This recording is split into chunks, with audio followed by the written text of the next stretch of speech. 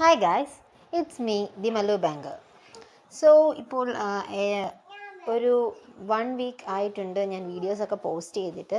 അതിന് റീസൺ എനിക്ക് കുറച്ച് പേഴ്സണൽ ഇഷ്യൂസ് ഉണ്ടായിരുന്നു. അതുകൊണ്ട് തന്നെ അതാണ് ഈ വീഡിയോസ് ഒന്നും പോസ്റ്റ് ചെയ്യാതിരുന്നത്.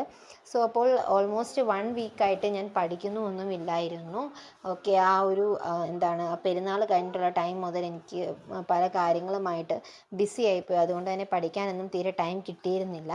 ഓക്കെ, അപ്പോൾ ഇന്ന് മുതലാണ് ഞാൻ എൻ്റെ സ്റ്റഡീസ് റീസ്റ്റാർട്ട് ചെയ്യുന്നത്. സോ അങ്ങനെയുള്ളപ്പോൾ ഒരു വീഡിയോ പോസ്റ്റ് ചെയ്യാമെന്ന് വിചാരിച്ചു. ഓക്കെ, അപ്പോൾ നിങ്ങളുടെയൊക്കെ പഠനം നല്ല രീതിയിൽ തന്നെ മുൻപോട്ട് പോകുന്നു എന്ന് വിചാരിക്കുന്നു. ഇനി നമ്മുടെ കയ്യിൽ ഇതിപ്പോൾ ഏപ്രിൽ തുടങ്ങി. ഏപ്രിൽ ഇപ്പോൾ ഇന്ന് 18 ഇനിയും മെയ് ജൂൺ 2 മാസമാണ് ഫുള്ളായിട്ടുള്ളത്. മെയ് ജൂൺ ജൂലൈ 3 മാസം അപ്രോക്സിമേറ്റ്. അപ്പോൾ നല്ല രീതിയിൽ തന്നെ പഠിക്കുക.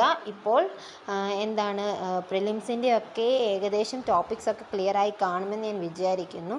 സോ ഇനിയും നല്ല രീതിയിൽ ടോപ്പിക് ടെസ്റ്റുകളും ചെയ്ത് ബേസിക്സ് ഒക്കെ ക്ലിയർ ആവാത്തവർ ഇനിയും ബേസിക്സ് ഒക്കെ തന്നെ നല്ല രീതിയിൽ ക്ലിയർ ചെയ്യുക.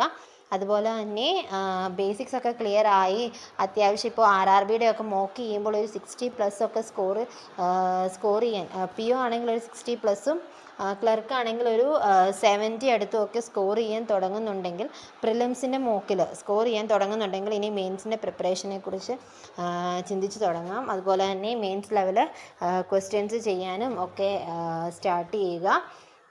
ഓക്കെ, അപ്പോൾ ഇത്രയും കാര്യങ്ങളാണ് പറയാനുള്ളത്.